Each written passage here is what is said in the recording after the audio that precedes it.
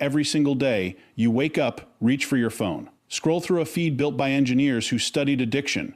Nod at people you don't care about. Say things you don't mean. Perform a version of yourself that was designed by an audience, and you call that connection. You don't.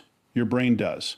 And your brain is wrong. The same social wiring that kept your ancestors alive in small tribes is now being hijacked, stretched, and overloaded by a world it was never built for, and the damage isn't happening loudly, it's happening quietly, in the background, every time you seek approval instead of truth, every time you shrink yourself to fit the room, every time you mistake being liked for being known. What I'm going to show you today isn't an opinion. It's a pattern one your nervous system is already living, and once you see it, you cannot unsee it. There is a mechanism running inside your brain right now that you didn't install, didn't agree to, and probably don't even know exists. It was built over hundreds of thousands of years of evolution, designed to keep you connected to your tribe, to make sure you didn't get cast out, left behind, or eaten alive on the savannah. It is one of the most powerful neurological forces in the human body.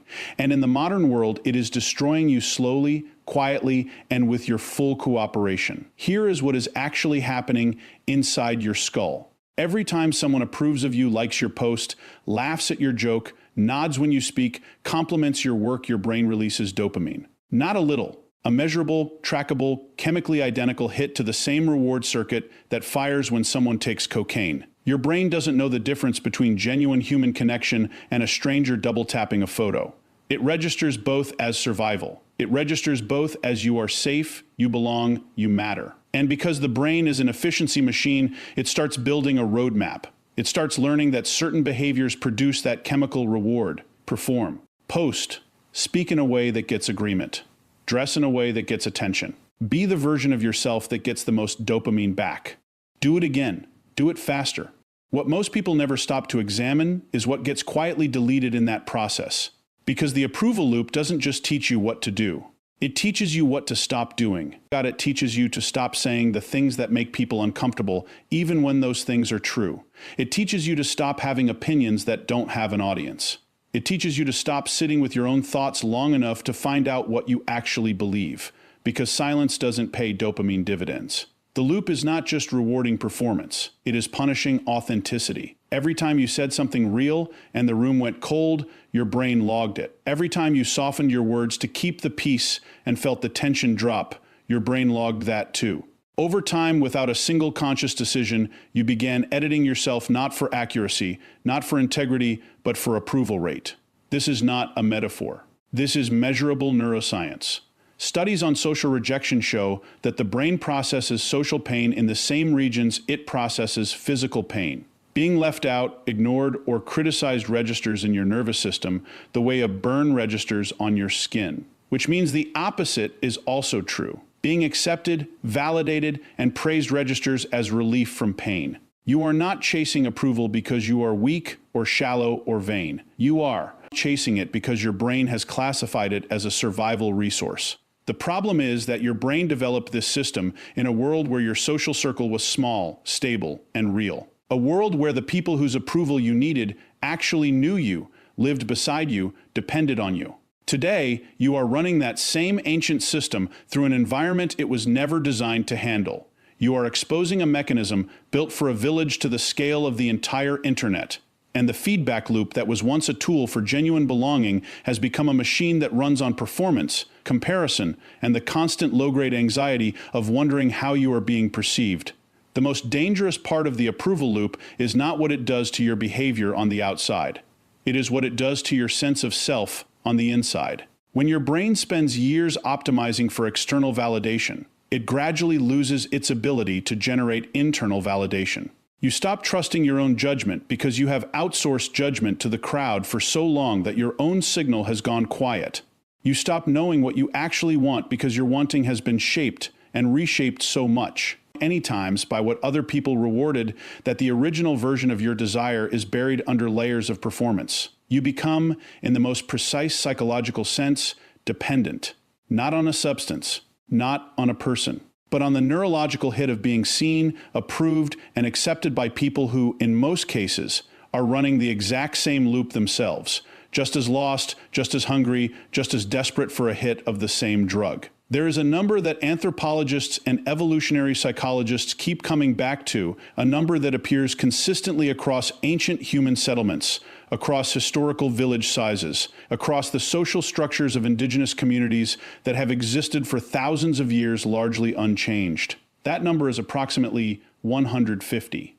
It is called Dunbar's number, named after the British anthropologist Robin Dunbar, who discovered that the size of the human neocortex, the thinking, processing, relationship managing part of your brain, directly correlates to the number of stable social relationships a human being can cognitively maintain at one time. Not acquaintances, not followers, not people whose names you recognize. Genuine relationships with. Here you know who they are, what they value, how they behave, what they need, and how they fit into your social world. Your brain was built with a hard limit, and that limit is 150 people. This is not a suggestion. This is not a personality type. This is not something you can train yourself out of with enough discipline or enough social practice. It is a hardware constraint. It is the cognitive ceiling of the human brain operating under the conditions in which it evolved, conditions where your tribe was small. Your relationships were deep, and the social information you had to process on any given day was manageable, meaningful, and directly relevant to your survival. In that world, knowing who was trustworthy and who wasn't, who was strong and who was struggling, who you could rely on and who would turn on you, that information was everything. Your brain developed an entire set of systems dedicated to tracking it, processing it, and updating it constantly. Those systems are still running inside you right now. The problem is that the world you are feeding them looks nothing like the world they were built for. The average person today is not managing 150 relationships. They are being exposed to thousands of human signals every single day. Every scroll through a social media feed is a flood of faces, opinions, emotional states, status signals, conflict, celebration, grief, outrage, and performance coming from people your brain has no real context for, no established relationship with, and no ability to properly file away. But your brain doesn't know that. Your brain cannot distinguish between a person in your actual life and a stranger on a screen. It processes both as social data. It tries to track both. It tries to assign emotional weight, read intentions, calculate status, and update its social map based on information that is coming in at a volume and a speed that it was never designed to process. And it is doing this every hour, every day, without rest, without relief, and without any signal that it can stop. What this creates is not just mental fatigue. It creates something far more specific and far more damaging. When your brain is constantly overloaded with social information it cannot properly process, it begins making errors. It starts misreading social situations in your real life because its processing bandwidth is already consumed by the noise of 1,000 digital ones. It starts generating background anxiety with no clear source because it is tracking social threats from people who have no actual presence in your world. It starts treating the opinions of strangers as relevant data points for your self-worth, because the same system that was designed to care deeply about what your tribe thought of you cannot tell the difference between your tribe and an anonymous account with a profile picture. The relationships that suffer most in this environment are the ones that matter most. Deep, real human connection requires cognitive resources. It requires attention, presence, memory, emotional attunement, and the capacity to sit with another person long enough to actually understand them. Those are finite resources. And when your brain is spending the majority of its social processing power managing the low-grade noise of thousands of weak digital signals, it has almost nothing left for the people sitting directly in front of you. You are giving the best of your social cognition to strangers and handing the people you love whatever is left over, which increasingly is very little. Your brain is not broken. It is not weak. It is doing exactly what it was designed to do, working as hard as it possibly can to keep up with a social environment that has expanded 1,000-fold in a single generation with no upgrade, no patch, no evolutionary adaptation to help it cope with the scale of what it is now being asked to process every single waking hour of your life. At some point, without a single conscious decision, without a moment you can point to and say that is where it happened, you stopped showing up as yourself and started showing up as a version of yourself that had been tested, refined, and optimized for audience response. It did not happen overnight. It happened the way all the most significant changes happen gradually, incrementally, one small adjustment at a time, each one so minor it barely registered, until one day the distance between who you are and who you perform had grown, so wide that you could no longer clearly see the original from where you were standing. This is what behavioral scientists call identity drift, and it is not a crisis that announces itself. It is a quiet erosion. It begins with something that feels completely reasonable, even socially intelligent. You notice that certain things you say land well and certain things don't. You notice that a particular version of your humor gets laughs while another version makes people uncomfortable. You notice that when you express certain opinions, people lean in, and when you express others, they pull back. And because your brain is a pattern recognition machine wired for social survival, it begins making adjustments.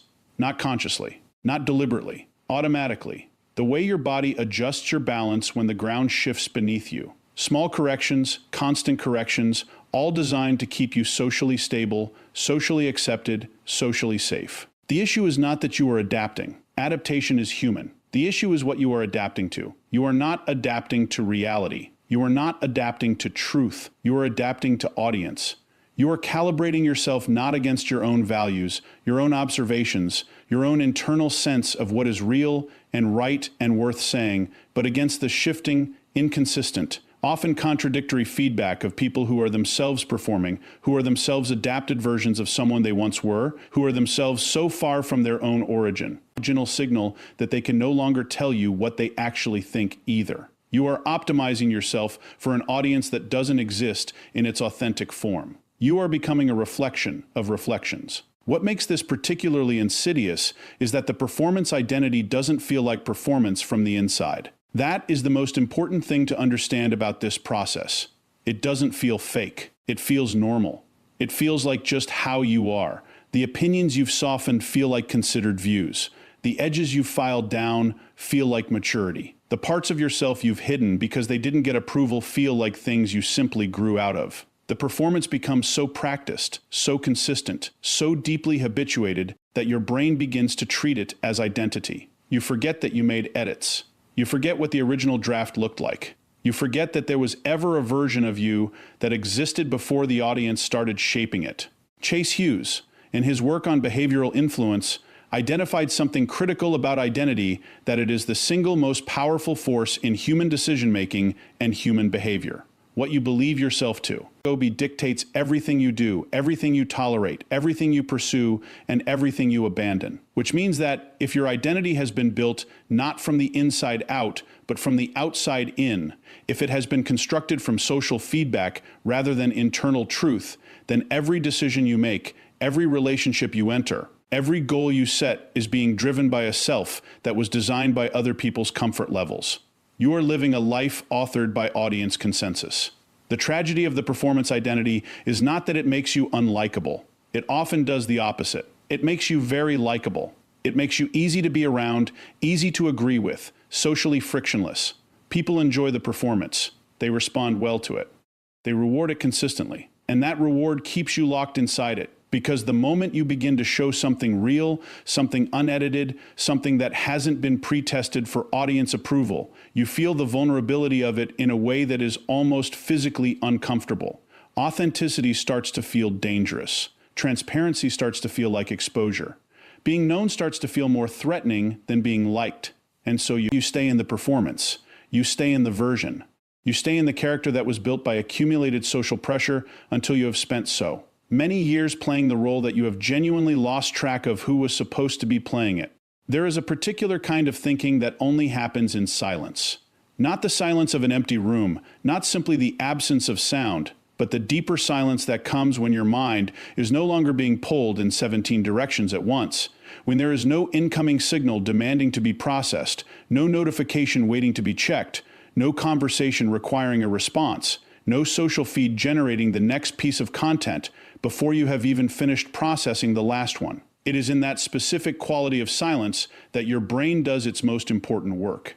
It is where you form actual opinions. It is where you connect ideas that live in different parts of your cognition and suddenly see how they relate. It is where you process emotion properly instead of just reacting to it. It is where you figure out what you actually think about your own life. And it is becoming, for most people living inside modern social culture, almost completely inaccessible. The human brain was not designed for constant input. It was designed to alternate between two distinct modes of operation. The first is the task-positive network, the focused, engaged, outward-facing mode that activates when you are processing external information, solving problems, responding to your environment. The second is the default mode network, the inward-facing, self-referential mode that activates when external stimulation drops and your brain turns its attention inward. Neuroscientists have identified the default mode network as the seat of some of the most sophisticated cognitive functions the human brain performs: creative insight, long-term planning, moral reasoning, self-concept, empathy, the ability to understand other people's inner lives by simulating them against your own. These are not minor cognitive functions. These are the functions that define the quality of your thinking, the depth of your character, and the clarity of your identity.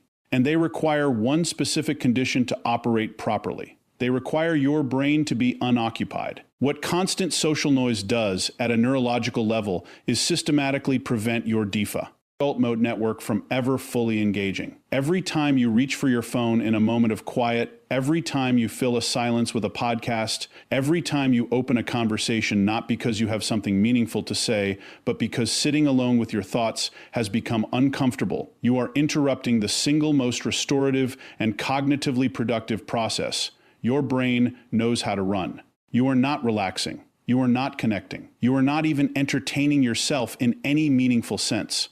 You are blocking the mechanism that generates your most important thinking and replacing it with a stream of other people's thoughts, other people's emotions, other people's noise content that your brain has to process without being able to integrate, stimulation that it has to respond to without being able to reflect. The result of this, over months and years of living inside constant social input, is a mind that has lost its depth, not its intelligence. Intelligence is largely structural, largely fixed.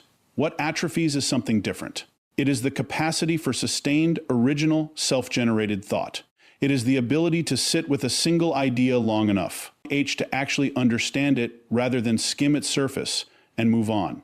It is the willingness to follow a line of thinking into uncomfortable territory instead of immediately reaching for distraction the moment the thought becomes difficult or confronting. Deep thinking is uncomfortable. It requires tolerance for uncertainty, tolerance for complexity, tolerance for the feeling of not knowing something yet. And constant social noise trains you in exactly the opposite direction. It trains your brain to expect resolution within seconds, to move on when something doesn't immediately make sense, to replace depth with volume and call the exchange valuable. What is being lost in this environment is not just intellectual depth, it is relational depth.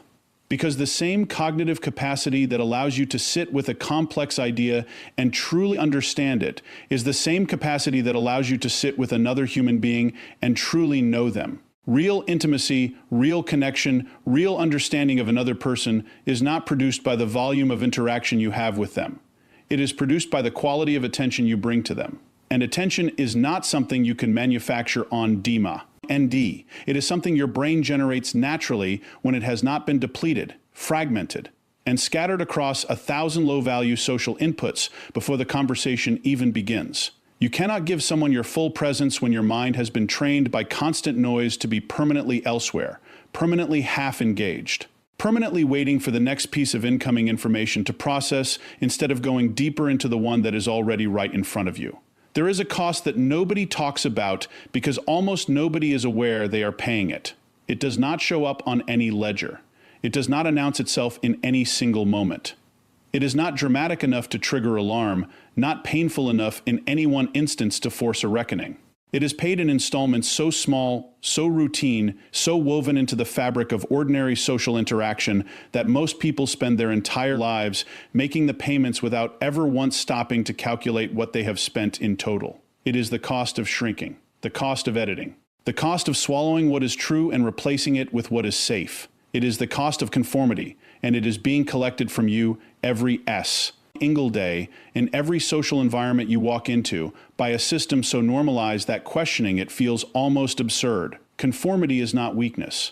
That is the first thing that needs to be understood clearly. because the moment you frame it as weakness, you turn it into a character judgment and miss the actual mechanism entirely. Conformity is a survival strategy. It is ancient, automatic, and for most of human history, it was extraordinarily effective. In a small tribe where being cast out meant death, the instinct to align yourself with group norms, to modulate your behavior to match the expectations of the people around you, to suppress impulses that might generate conflict or rejection, that instinct kept you alive. It was not a flaw. It was a feature. The problem, as with so many of the brain's most powerful systems, is that the environment has changed in ways the system was never designed to accommodate, while the system itself has remained exactly the same. Every time you walk into a room and feel the invisible pressure of its social norms, every time you sense what this particular group of people expects, rewards, and punishes, and every time you quietly adjust yourself to fit inside those boundaries, you are paying the conformity tax. Sometimes the payment is small.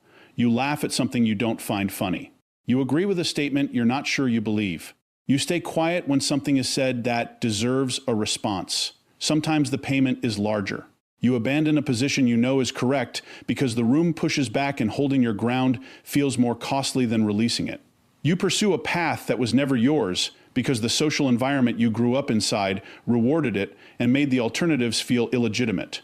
You make a life decision, a career, a relationship, a version of yourself presented to the world based not on what you actually want, but on what the surrounding culture has designated as acceptable, admirable, or safe. What makes the conformity tax so destructive over time is not any single payment. It is the compounding. Because every time you shrink to fit the room, two things happen simultaneously. The first is visibly you sacrifice something in that moment, some small piece of honesty, autonomy, or authentic expression. The second is invisibly you send a signal to your own nervous system. You tell your brain, through repeated behavioral evidence, that your authentic self is not safe to express, that your real opinions are too risky to voice, that the unedited version of you is a liability in social situations. And your brain, which is always listening, always learning, always updating its model of how the world works based on the evidence you give it, begins to treat that conclusion as fact. It begins to suppress your authentic responses, not just in the moments when suppression is socially strategic, but automatically, reflexively, before you even have time to make a conscious choice about whether this particular situation actually requires it. This is where the conformity tax stops being a social problem and becomes a psychological one. Because when suppression becomes automatic, when the editing of yourself becomes so habituated that it runs below the level of conscious awareness, you lose access to your own signal. You stop being able to clearly hear what you actually think, what you actually feel, what you actually want, not because those things have disappeared, but because the noise of constant social self-monitoring has drowned them out entirely. You become a person who as highly skilled at reading rooms and almost completely unskilled at reading yourself. You develop a finely tuned sensitivity to what other people need from you and a profound disconnection from what you need from yourself. Every social environment you enter becomes a performance brief, a set of invisible instructions your brain immediately begins decoding and complying with, and the question of what you brought into the room, independent of what the room demanded, becomes harder and harder to answer with any real confidence or clarity. There is a moment that happens for some people, not all people, not even most people. But a moment where the noise gets loud enough, the emptiness gets obvious enough, the distance between who they are and who they have been performing gets wide enough that something shifts, not dramatically. Not in the way movies depict transformation, with a single revelation that changes everything in an instant, but quietly, almost imperceptibly, like a compass needle that has been held off course by a powerful magnet finally beginning to drift back toward true north the moment the magnet is removed. That moment is the beginning of reclaiming mental sovereignty, and it starts not with action, not with a program, not with a set of techniques to implement, but with a single, honest, unflinching recognition that something has been taken and that you participated in the taking. Mental sovereignty is not a concept that gets discussed in the spaces where most people spend their social lives, and that absence is not accidental. A person with genuine mental sovereignty is significantly harder to influence, significantly harder to sell to, significantly harder to keep engaged inside systems that depend on your continued psychological dependency for their survival. A person who has reclaimed their own internal authority, who generates their own validation, who can sit alone with their own thoughts without reaching for external input to fill the silence, who makes decisions from the inside out rather than from the outside in, that person is, from the perspective of every system designed to profit from your attention and your approval seeking, almost useless. Which is precisely why reclaiming it is the most important work you will ever do on yourself. The first thing that has to be understood about this process is that it is not about rejecting people. It is not about becoming isolated, becoming cold, becoming the kind of person who prides themselves on not needing anyone. That is not sovereignty. That is a different kind of performance, a reaction to the wound rather than a healing of it. True mental sovereignty does not make you less social. It makes you social in a completely different way, with intention rather than compulsion, with genuine interest rather than anxiety-driven need, with the capacity to be fully present with another person because you are no longer using the interaction to regulate your own internal state. The goal is not to need people less. The goal is to need approval less so that you can actually connect more honestly, more deeply, more freely than you ever could while you were running the approval loop at full speed. What reclaiming sovereignty requires, at its most fundamental level, is the deliberate reconstruction of your relationship with your own mind. This means creating conditions where your default mode network can actually function periods of genuine solitude, genuine silence, genuine unoccupied mental space where your brain can do the deep internal processing it has been prevented from doing by the constant flood of social input. It means developing what psychologists call interoceptive awareness, the ability to notice and accurately read your own internal states, your own emotional signals, your own authentic responses to situations before the social editing process kicks in and replaces them with something more palatable. It means practicing the uncomfortable discipline of having an opinion before you know what the room thinks, of sitting with your own conclusion long enough to actually examine it, rather than immediately outsourcing it to consensus. It also means doing something that the performance identity has made feel almost unbearable: tolerating social friction. Tolerating the discomfort of being misread, misunderstood, or disagreed with without immediately moving to correct, placate, or adjust. Because friction is information. The discomfort you feel when you express something real and the room doesn't validate it is not a signal that you were wrong. It is a signal that you said something that came from you rather than from them. And learning to distinguish between those two experiences, the discomfort of genuine authenticity versus the discomfort of actual error, is one of the most sophisticated and most necessary forms of self-knowledge a human being can develop. The people who have done this work, who have genuinely begun to reclaim the territory of their own minds, share a particular quality that is immediately recognizable, even if it is difficult to name.